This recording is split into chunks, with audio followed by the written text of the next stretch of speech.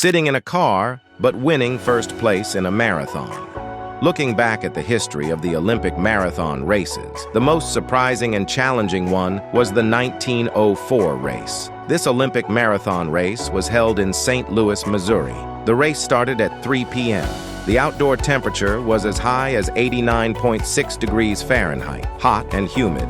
The marathon route was 24.85 miles long and full of dusty roads.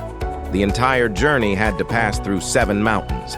The elevation ranged from 98 to 2,952 feet. Some sections of the road were even covered with sharp rocks.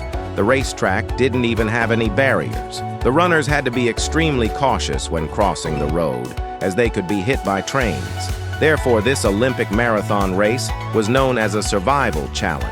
The most ridiculous thing was that the organizers only set up 2 fixed refreshment stations throughout the journey. The simple reason was to test the limits of the human body and the effects of dehydration on humans.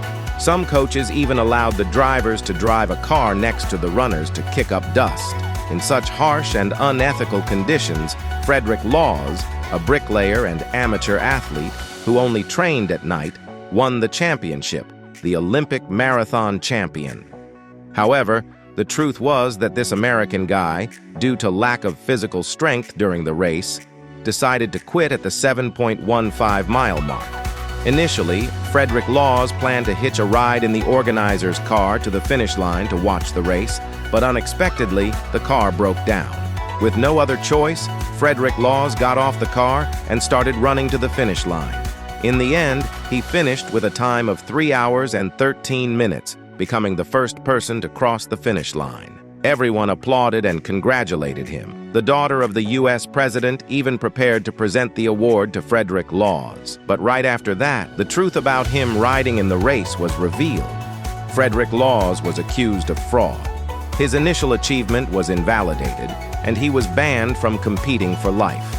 Fortunately, the incident was clarified, and Frederick Laws was found not to have intentionally lied.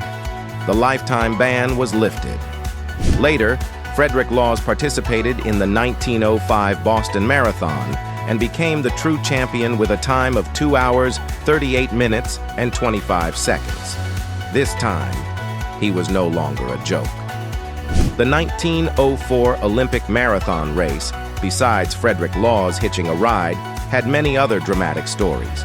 For example, the host country's athlete, William Garcia, collapsed on the racetrack due to inhaling too much dust and was almost pronounced dead.